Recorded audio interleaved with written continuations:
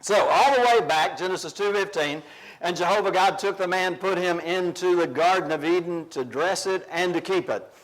Do you think that when God put Adam in the garden, that he gave him the resources, both intellectually and physically, to do the job that God gave and expected Adam to do? Or do you think God put Adam in the garden unequipped, not adequate to do the job? Now, I think most of us would answer that and go, well, of course he put him there with all the resources and gave him the intellectual and physical abilities to do the job that he wanted. That just, how else would it be? And I agree, if that's what you're thinking. God absolutely created in Adam everything Adam needed for his some 900 years of life. I forget the exact one. Methuselah got 969, and Adam was way up there too. But God fully equipped Adam for the life he created Adam to live. Now, I want you to think about that a second, because I've got 3 real crazy questions for you, but I'm serious.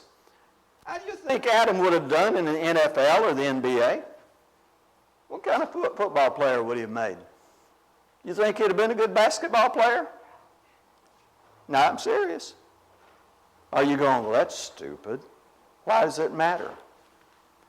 I wonder how he would have done on American Idol or The Voice. Of course, it wasn't around then, I get that, but let's just play my game for a moment. And so Adam steps up to the microphone. Do the judges wow? Or they go, you're out of here. How about if he'd been on The Apprentice? Would Donald Trump been impressed? Or would Donald Trump said, you're fired? Now, all of this is totally, absolutely irrelevant. I get it. And that's really the point. How would you do on the NFL or the NBA? I can't walk and chew gum hardly. I am traditional male. I can do one thing at a time, and doing 2 really gets challenging. You women multitask in the kitchen and with the kids in the laundry room all at the same time. That just astounds me that you can do that. But that's the way God made you, and that's a wonderful blessing. You complete us narrow-focused men. American Idol or The Voice. What does it matter how you would do on American Idol or The Voice? Some people can sing, and some people sing quite well. Most people sing average, and that's fine. And some people have trouble carrying a tune in a bucket. That happens now and then too, but who cares? And who cares what Donald Trump thinks about you? I don't give the slightest concern to what Donald Trump's opinion is of me.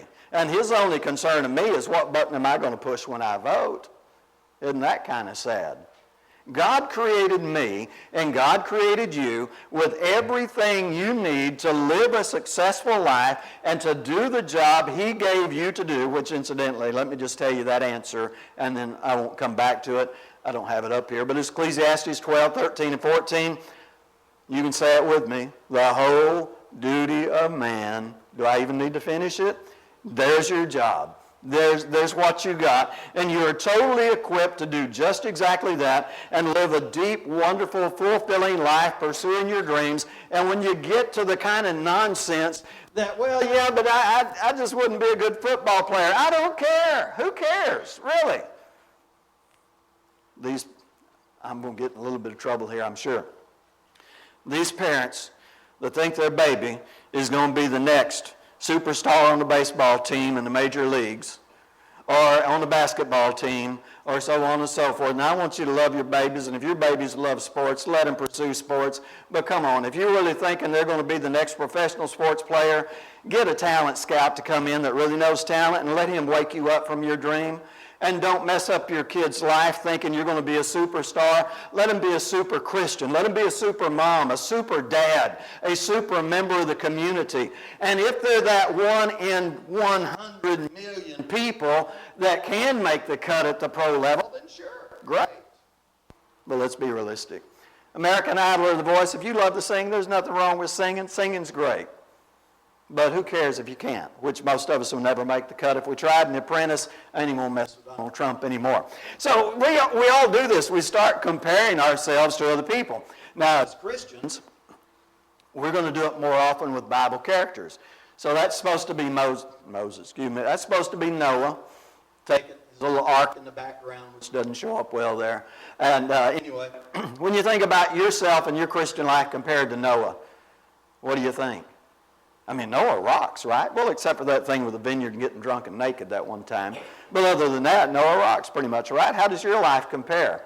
Don't do that. Don't even play that game. If you think about Joseph and the coat of many colors and everything Joseph went through and how he ran away from Potiphar's wife and he was exalted to number 2 in all of Egypt, and you go, boy, that really rocks. It does. That is awesome. How do you compare? Don't do it. Don't even start to compare. Look, there can be one Noah, and there have been 106 billion people on planet Earth. We can't all be Noah. We can't all be Joseph. Now, you can have a coat of many colors if you want, but you can't be Joseph. It doesn't work that way. How about David and Goliath? Boy, now there's boy, that's great life right there, except that Bathsheba thing. Otherwise, we got something, and you go, he's a hero. He is. But you can be a hero to your kids, or your grandkids, or your neighbor, or to your parents. There's a lot of ways to be a hero. Or how about Jonah? You go, well, Jonah, yeah, that's still pretty cool, isn't it? He got to march through Nineveh and converted the entire city of Nineveh, which is estimated to be really, really way bigger than Pine Bluff, but the estimates vary all over the place, so sometimes upward to 1 million people. And you can look at that ministry and go, whoa, I'm not doing too well. Don't play that game. Now, number one, there can only be so many Peter, Paul, these guys, name other characters. They're going to be one of those. There can only be one Moses. We can't all be a Moses. I'm sorry. That's just the way it works. And so we don't play the comparison game. We understand God created me, and I'm thinking me right now, this package, this genetic thing that he put together in my mother's womb, he put it together to do everything he wanted it to accomplish.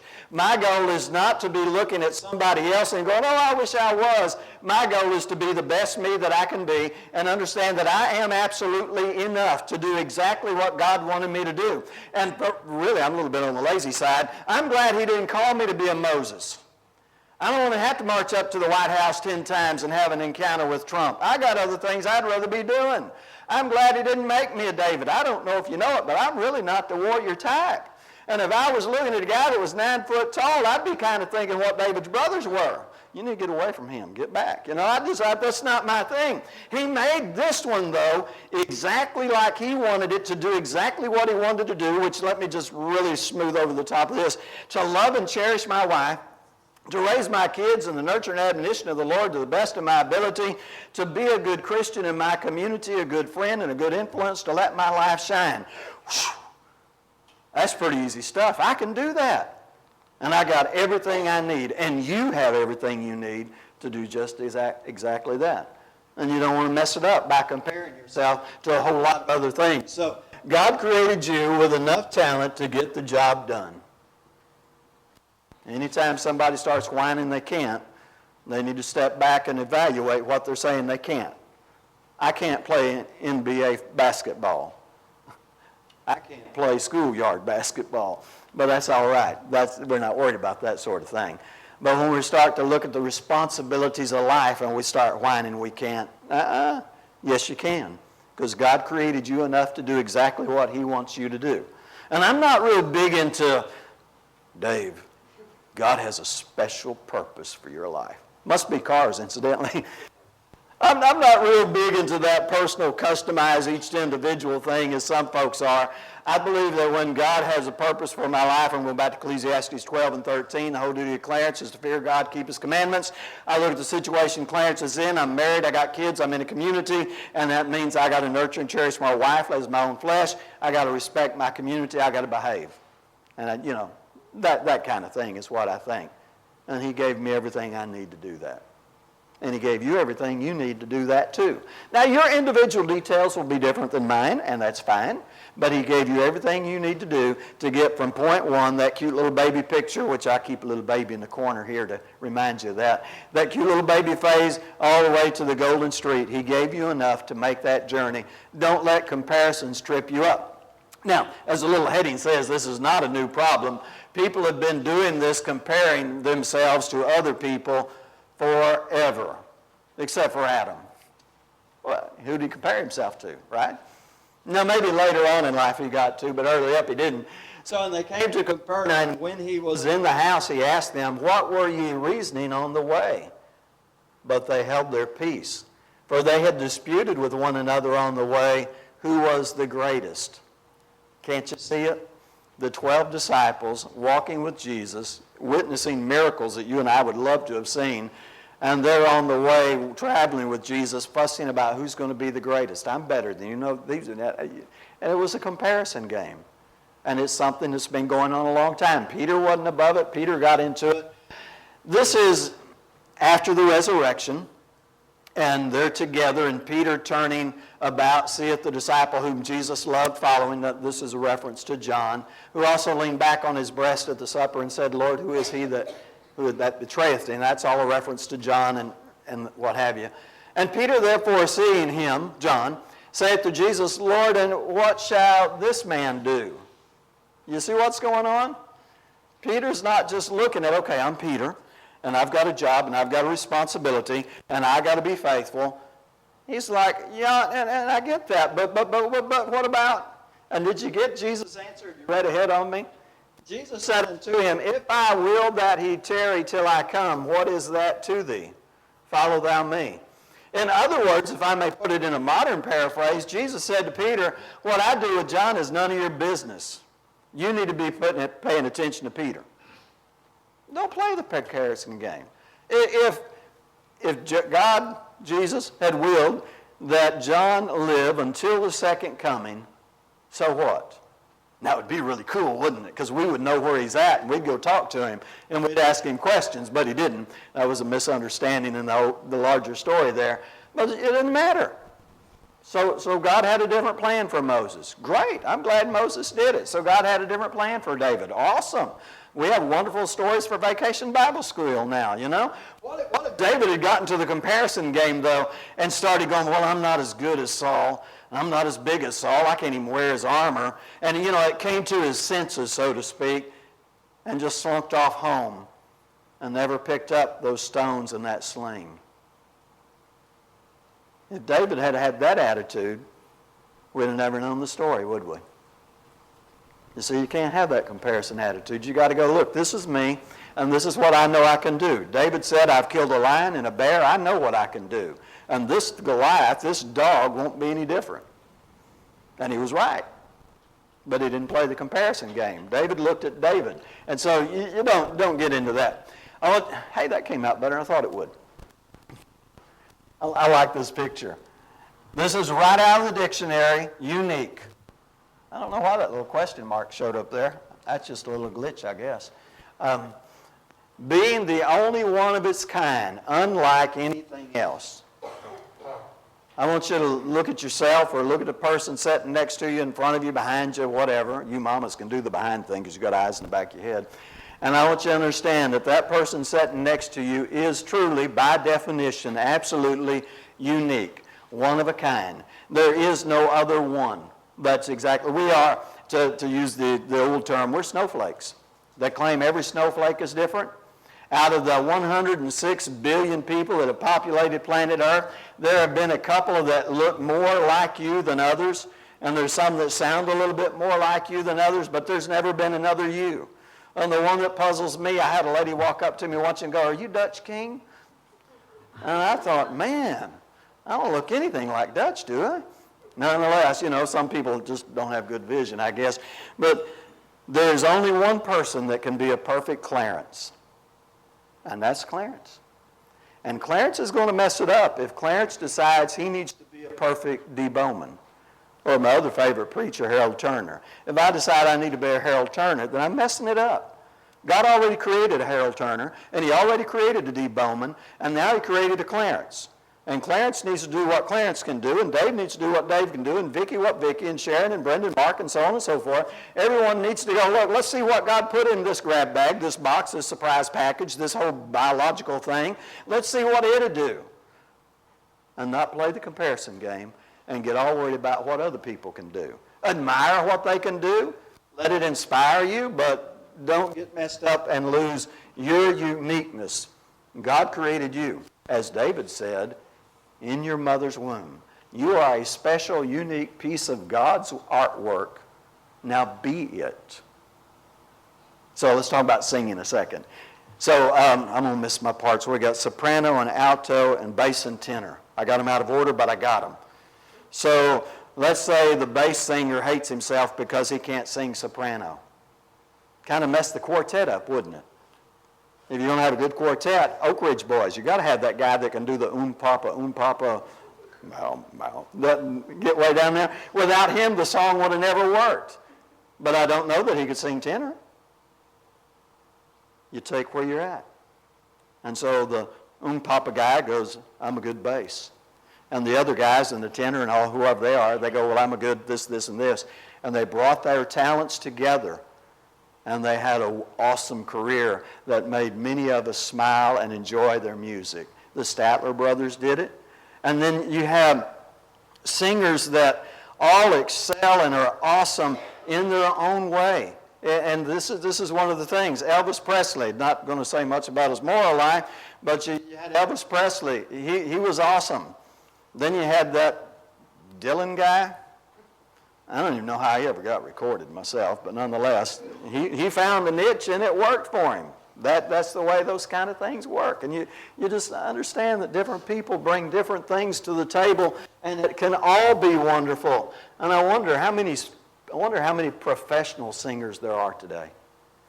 Now, I'm not talking top 10 stars of all time. I'm talking about professional people that actually get paid to sing. And none of them sing exactly alike. Writing's my thing, and there are hundreds of thousands of writers. And none of them write exactly alike. They all bring their talent in a different way. That's awesome. Now, that's what you got to learn. That's kind of what I'm trying to hit here. So what I want you to do is I do want you to look at other people. I think the Bible tells us to do that. In Hebrews 12:1, he says, therefore let us also, seeing we are encompassed about with so great a cloud of witness. Now pause there. Chapter 11 was the whole Hall of Fame of faith that we like to talk about. And it started all the way back there with Abel. And it starts working its way up, and it talks about Abraham, and it talks about Moses. It talks about a lot of unnamed people also. And then there was no chapter 12 when whoever wrote Hebrews wrote it, and most think it was Paul. It just went straight from the end of chapter 11 into, therefore let us also, seeing we're encompassed about by so great a cloud of witness. And the writer is saying, look at all these people. Look at what they did. And let it inspire you to be faithful too. And so he said, lay aside every weight, the sin which doth so easily beset us, and let us run with patience the race that is set before us. Do look at other people. Do look at David and Goliath. Do look at the heroes that you like to look at, and let it move you and say, if they can do it, I can do it. But don't look at them and go, oh, I could never do that. Now, I've learned to be cautious with this next statement. Some of you know why, but I won't tell the story now. But I've said for a long time, if a human can do it, you know the rest of that already, and you are human, then chances are you can do it. Now, there's a funny story where I had to start backing off of that one because it just didn't always work. But I want you to still kind of hang on to that idea. Are you human? Is it within the realm of human possibility? Now, you're going to have to work with me a little bit. Am I saying you're going to be able to sing opera? No, I'm not. But y'all just sang a church song, didn't you? If a human can do it, sing, and you're human, then chances are you can sing. I didn't say you'll be professional, but I said you can sing. You don't get the comparison thing in the defeating way. You get the comparison thing in the inspiring way. If those people in chapter 11 could be faithful against the things they were faithful against, even to death, then I can be faithful in my rather mundane life. Ought not to be any problem. That's the direction you want to go there. So, you let other people make you better. You let iron sharpeneth iron, so a man sharpeneth the countenance of his friend. We encourage one another. We motivate one another. We admonish one another sometimes. We do the things we do to bring out all of that that's been planted inside you by God, all of that wonderful creation, so that you can get to your life, as one poet said it, without having your music still in you. You took the music God put in you, that's all poetry, and you played it out in the course of your life. Instead of sitting in the corner going, well, I can't play the music of my life. Yeah, you can.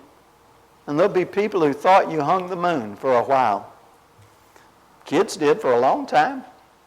Thought I could do anything. They grew up and learned better. Grandbabies thought so for a while, but Madeline's starting to figure out it ain't necessarily so. And that's all right. You got to have that wakening up. But you can be so much to so many people in that circle we call family and friends. This is a little thing. I don't know if you can read it from where you're at. It went around, maybe back in the 70s or the 80s. I know I'm special because God don't make no junk. Remember that? And God don't make no junk. Not at all. God never made any junk. Now, I'm going to take you to a verse that's problematic, but it makes this point. Sometimes what we call junk is not junk. Because, now that ain't Bible, but I'm going to stand by it. God don't make no junk. So here's Moses at the burning bush, and he's trying to get out of his job. So he must have had a little lazy streak too. And God's working with him and talking to him. In the midst of that conversation, Jehovah said unto him, who hath made man's mouth? Or who maketh a man dumb, or deaf, or seeing, or blind? Is it not I, Jehovah? Now let that soak in a minute. God just told Moses, I made the deaf. I made the blind. I made those that are, I'm not sure what dumb was. Was that both deaf and blind? Anyway, he said, I made them. Now, I just told you, and I'm going to stand with it, God don't make no junk. Because a blind person is not junk. A blind person is a child of God and can do everything that a child of God needs to do. They are enough, they are fully equipped to do what God wants them to do. Now, obviously, being blind, there's going to be some limitations, right? There are going to be some things they can't hop in the car and drive. Not yet. Now, when we get to self-driving cars, that problem will be resolved, but right now they can't. But when did God say you got to know how to drive? What we start doing is piling on standards, other criteria that God never ever said, this is what I want you to do. God said, be thou faithful unto death. He said, your whole duty is to fear me and keep my commandments. And we do have some commandments there. But do you think God's going to meet somebody at the pearly gates and go, whoop, never had a driver's license, you can't come in? It's crazy. Oh, you didn't have vision. Well, no, you're broke. You can't come in. But now we put that value there, don't we? And the fear of losing our eyes is a scary thought. Statistically, it's the last thing you and I would ever want to give up. You'll protect your eyes more than any other part of your body. Statistically, that's what they say. And I do too, because that's the last thing I want to lose. I don't mind if I can't hear. Most of what's going on around me ain't worth hearing. And when it is worth hearing, they get my attention. Every time. So that's all good. But we make standards.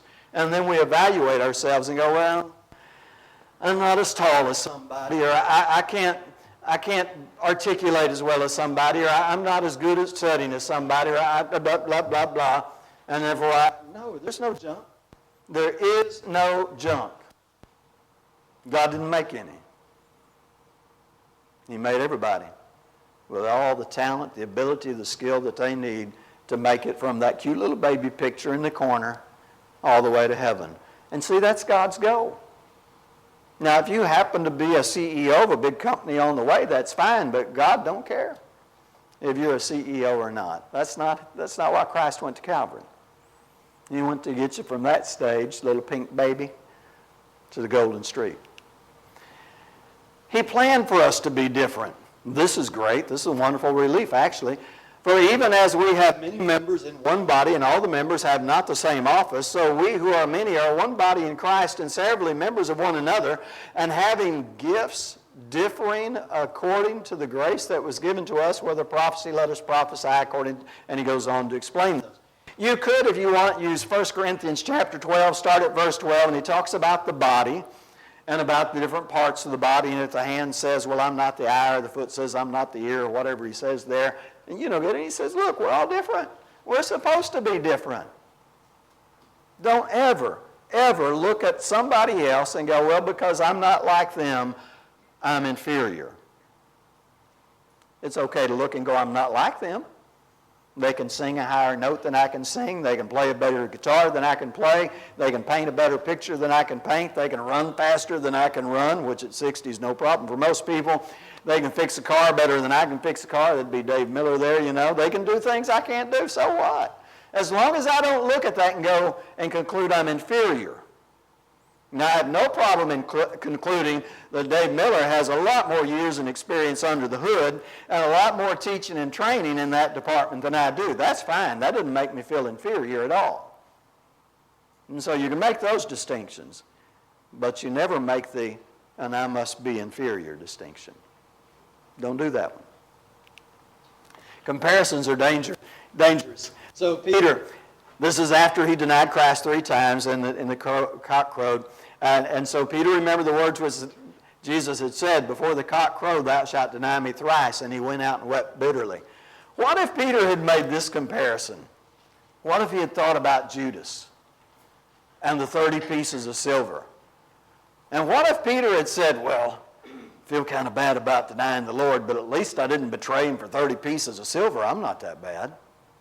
What would be the repentance in that one? You see, comparison can get you in trouble if you go the wrong way too. I can take you down to the Varner unit in a matter of speaking, and I can introduce you to people who have done a whole lot of horrendous things that you have never even thought about doing.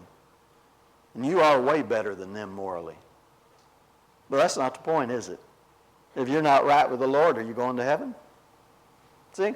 But we play the comparison game, we can get ourselves there. Let's use the talents.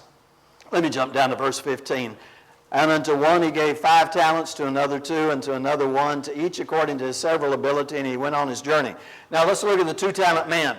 So he looks down at the 1-talent man, and he goes, well, I'm somebody. And he gets all puffed up with pride. Bad comparison. Maybe he looks up at the 5-talent man, and he looks at the 2 talents he's got, and he goes, well, I'm no good. Master must not like me. Only gave me 2. Think I'll just go hide. Bad comparison, right? The idea here is to go, 2 talents, my boss knows what he's doing. I'm going to do the best I can with the 2 talents I got. If you're the 1-talent man, you go, I just got a little bit of talent. I'm going to do the best I can with what I got. You got 5, then you got the same idea. And so you can get yourself in a lot of trouble with comparisons. Matthew 5:16, it's your light that's supposed to be shining. Let me go back to my preacher comparison, because preachers do this. There are preachers in the brotherhood who kind of be the top 10 kind of preachers. You know, they're the one everybody wants for a meeting and that kind of thing. And that's just the way it works. I'm not saying it's right or wrong. But they look at another preacher and go, oh, man, I wish I had his talent. Wish I had his ability to articulate a sentence or to do this or that or to study or to research or to get into Greek and Hebrew. Ugly stuff there. And we'll do that. Oh, Brother Bowman, wow, what I'd give to be. No, you don't go there. God created you to let your light shine. He created whoever you're thinking about and whatever field you're thinking about for them to let their light shine. That's their job, and my job is to let mine shine, and Roy's job is to let his shine, and Eileen's let her shine, and Brenda's let her shine, and we'll stop on this pew and not go the rest of you, but you get the idea. God gave you a light. He said, look, let your light shine. Take your light and get out there and make a difference. And wherever you happen to be positioned in this big old world and whatever social connections you have and so on and so forth, take your light there. Maybe you don't know a lot of folks. That's fine. Maybe you know a lot of folks. Let it shine. VBS, this little Christian light of mine. You got the idea. I'd make you sing it, but nobody was smiling on that. It's like, uh-oh, is he really? I think this is my last point. Comparisons can make you angry at God if you're not careful. A psalm by Asaph, surely God is good to Israel, even to such as are pure in heart. But as for me, my feet were almost gone. My steps had well nigh slipped. For I was envious at the arrogant when I saw the prosperity of the wicked. And he goes on to explain this further. By the end of the psalm, he works his way out of it. But basically what happens is he's going, look, this ain't fair. This ain't right. Here I am trying to live a good Christian life. I'm being as moral and good and loyal to God as I can, and I'm barely struggling paycheck to paycheck, and sometimes I don't even know how I'm going to get my medications, and there's that old stinking politician, we can point at about 1,000 of those, and they're rolling in the dough and they don't have a worry or a problem, and they're just wicked, evil people. That's not right. And you're right, that's not right. But if you get caught up in that comparison, then you can slip and you can fall. You don't make that comparison. For the Christian, you're going to have to go back to 1 Timothy 6, verse 6, 7, 8, and I'm going to just give you the portion I remember. And having food and clothing, with these we shall be content. God knew just exactly what he was doing with my life, my creation, everything he gave me, and now I need to trust my Creator and put my total trust in him. So, be careful about looking outward. That's the wrong direction. God looks on the heart, and this is where you want to be looking at your heart. Is your heart right with God? That's the primary thing. There is a comparison that you do need to be making, and that's John 12:48, and that is about the law that judges us. So you need to be picking up your Bible and making a comparison here. Am I walking in the footsteps of Jesus? Am I imitating Christ? Do make that one. Do make one other comparison, and that is with yourself. How often do we pray, Lord, help us to be better Christians in the future than we have been in the past? Okay, I agree with that. I agree you ought to up your game. I agree you ought to be able to look back and go, you know, a year ago I was on square 10, now I'm on square 11. I've made progress. I think you ought to be able to see some kind of development. But I'm not asking you to compare yourself to anybody else in that. I'm asking you to compare you to you. From where you started your Christian journey to where you are today, is there improvement? And I don't believe you're going to make daily improvement. I think you probably ought to look a little more on the annual level, especially after you get all the big obvious things out of your life. But do make that comparison. Am I a better Christian today than I've been in the past? So, we'll close right there. God created you with enough talent to get the job done. No ifs, ands, or buts about it. You have what it takes. I guess the question is, do you have the faith to trust God and to understand what He's looking for you, out of you, of you? Ecclesiastes 12:13, we're going to close with that. The whole duty of man is to fear God and keep His commandments. Quite simply, are you? If you are, then you're a success in God's eyes, and that's the only judgment that counts. If you're not, then you're a failure in God's eyes, and that's not acceptable, and it's time to make a change.